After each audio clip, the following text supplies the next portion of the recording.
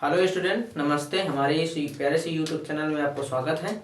जैसा कि हमने पुराने लेक्चर में आपको बहुपद के बेसिक बताया था, और आज हम कक्षा 9 के कुछ मैथ यानी कुछ पहला चैप्टर का पहला सवाल सॉल्व करने वाले हैं। और इसके पहले अगर नहीं देखा है तो उसको आप देख सकते हैं, और उसमें मैंने पूरा बहुपद का बेसिक समझाया हुआ था। तो अब यहाँ पे कहने का मतलब ये है कि अब हमें कहने का यह है कि देखो, मैंने बहुपद उसमें पढ़ा रखा है, तो इसमें बताना है। देखो कहता क्या है, निम्नलिखित व्यंजकों में से कौन कौन से एक चर में बहुपद हैं और कौन कौन से नहीं है, कारण के साथ उत्तर दीजिए। ये कक्षा 9 का हमारे पास पहली एक्सरसाइज का पहला सवाल है। और इसको क्या करेंगे, देखो हमें जो क्वेश्चन में कहा जा रहा है, निम्नलिखित व्यंजकों में कौन कौन से एक चर में बहुपद है और कौन कौन से नहीं है, यानी इसमें एक चर वाले बहुपद हमें बताने हैं। एक चर का मतलब बेटा हमने चर को बताया था, चर क्या होते हैं, यानी जिसमें एक चर हो। जैसे कि अगर यहाँ पे 3x प्लस के 4 है, तो अगर इसमें बात की जाए कितने चर में बहुपद है, तो बेटा ये एक चर में बहुपद है, ठीक है ना, क्योंकि इसमें एक ही चर है। अगर मैं लिख देता हूं 3x² प्लस के 2x प्लस के 1, इसको पूछा जाए कितने चर में बहुपद है, तो ये भी हमारे पास एक चर में ही बहुपद है, क्योंकि यहाँ पे एक ही समान चर है तो उसे हम एक ही चर कहेंगे। अगर यहाँ पे हो जाता 3x² प्लस के 2y प्लस के 1 है, अब इसको हम कह सकते हैं दो चर वाला बहुपद। परंतु हमें इसमें कहा गया है निम्नलिखित व्यंजकों में कौन कौन से एक चर में बहुपद है और कौन कौन से नहीं है, साथ के साथ उत्तर दीजिए, कारण के साथ उत्तर दीजिए।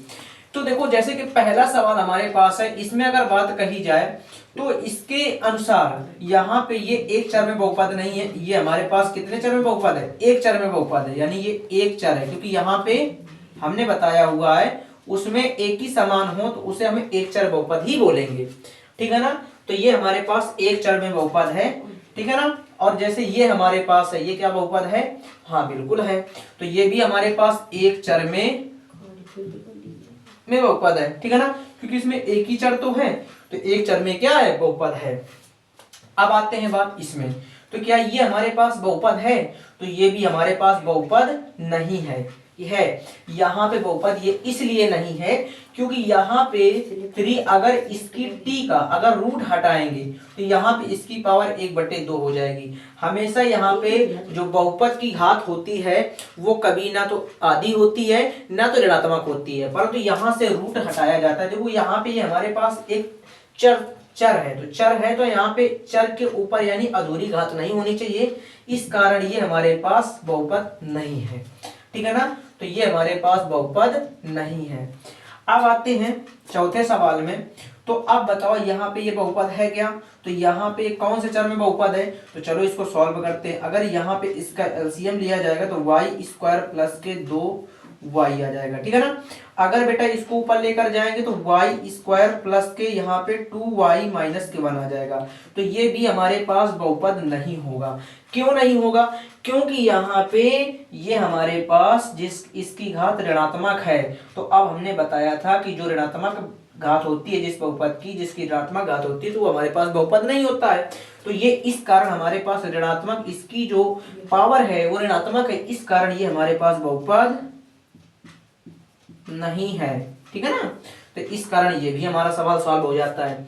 अब इसमें बताना है ये कितने चर में बहुपद है। देखो सभी के चर अलग अलग हैं, तो x y z है, अलग अलग है, तो इनको हम कहेंगे ये 3, ये हमारे पास क्या है, 3 चर में बहुपद है, तो ये भी हमारे पास 3 चर में बहुपद है। क्लियर हो गई बात। तो ये हमारे पास हो गया, यानी कि प्रश्नावली 2.1 का पहला क्वेश्चन सॉल्व कर दिया है। अब आते हैं दूसरे क्वेश्चन में। तो दूसरा क्वेश्चन क्या कहता है हमारे पास,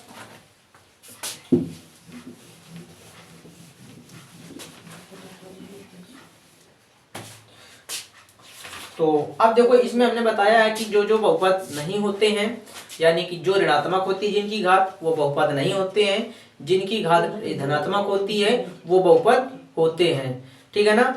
तो यहाँ पे हमने इस वीडियो में यही सीखा है कि यहाँ पे इस वीडियो ज़्यादा लंबी हो जाएगी, तो इसके बाद आप बाद में मिलेंगे। नमस्ते।